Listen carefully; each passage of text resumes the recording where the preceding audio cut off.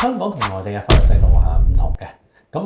內地嘅居民咧，同喺香港活動嘅時候咧，有啲行為咧係犯咗香港刑事犯罪，有時判刑咧都仲可以好重添㗎。所以今日同大家講下啲高風險嘅活動，咁大家希望留意一下啦。第一類就係啲出入境嘅違規，用假證件入境啦，逾期居留啦，可能會觸犯咗入境處條例第42條，最高刑期咧係14年㗎。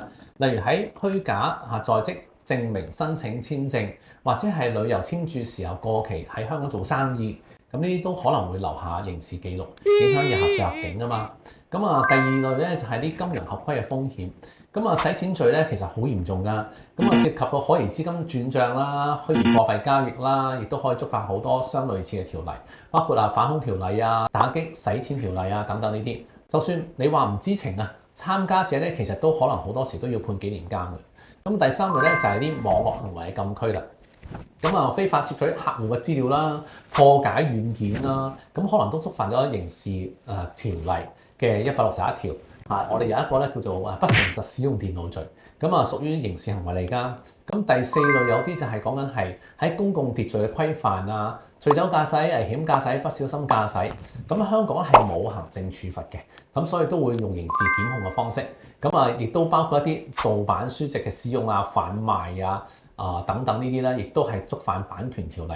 其實最高亦都可以坐幾年監。侵權物品咧，仲要按件計算罰錢添㗎。